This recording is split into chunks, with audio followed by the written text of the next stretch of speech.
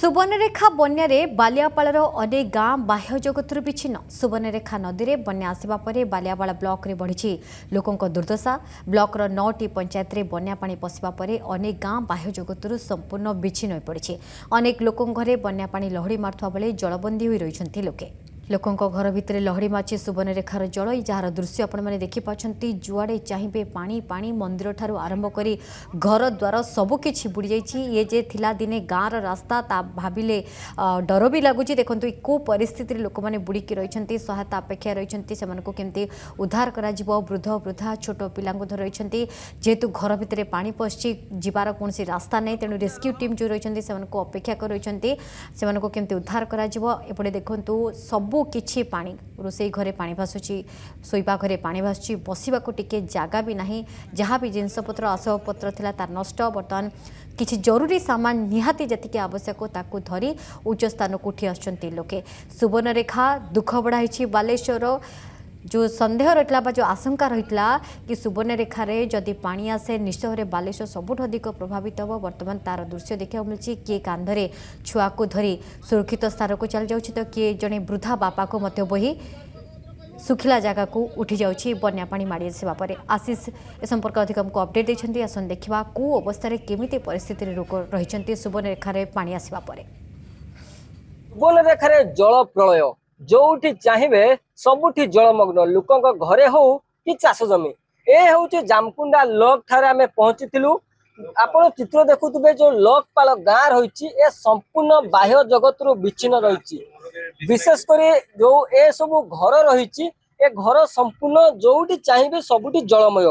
ए गाँ कहतु केवल जामकुंडा कथा नुहे बालियापाल ब्लॉक रो 9टी पंचायत वर्तमान सुधा जल बंदी भितर लुके अछंती। विशेषकर जदि आम कहीपर बालियापाल अस्थि जामकुंडा विष्णुपुर मधुपुरा एमती अनेक पंचायत बालियापाल रही जहाँकि जलमग्न हो रही। मो सहयोगी आपन को देखा चित्र ए जो अंचल चित्र रही आम लोकों घर को प्रवेश करूँ लोकों घर देखिलु जोटे चाहिए सबुठी जलमय हो जाए। मौसा आपन जीव बर्तमान कौटी आम जा बंध को पलैबा बुड़ी जाए घर भर आंटे पानी आम बंध को पलैबा और रहीबार नहीं कि खाଇବା फाइबा किसी मिलू आम पलैबा जाकि पानी फानी किसी मिलू बंधर जाकि आनी सरकार साहाय्य किसी चाहिए। पानी केते बेले पशिला पानी पहुंचला राति 1टा बेले पूरा हठात राति पानी 1टा बेले पहुंचला तो आम किसी बाहर कर पारे घर द्वार सब बुड़ीगला पूरा घर भर पशिगला पानी। निश्चित भाव में आप शुणुले जहाँ जोटी आप चाहिए संपूर्ण जलमय हो जाए। अर्थात जो लोक मैंने कहते जे गत काली रात्रे हठात पानी मारी आसिला जहाँ फल लोकंर जो घरे पानी पशि विशेषकर मो सहयोगी आपन को देखा कि जो लोकों घरे संपूर्ण जलमय हो रही। अर्थात लोके वर्तमान घर छाड़ी जो रास्ता कड़े वर्तमान आश्रय ने कहते कारण से हुए तो आम जो गाँव में पहुंचलु लोक हुए तो प्रशासन तरफ कौन से सुविधा सुजोग जोगे दि जाए नहीं जो जो गैस हो कि सुखिला खाद्य नहीं से रास्ता उपर आश्रय ने बोली कहते।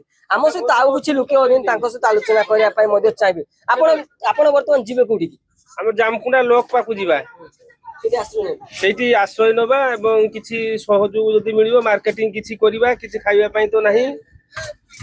आ बन्या तो काली राति 1-1:30 समय रे घर द्वार पानी बुड़ी गला सब आ यातायात रास्ता रे घर उली पड़ले वर्तमान पूरा गलाटिए पानी ए पावरफुल साहाय्य रे जाउचे आसुचे।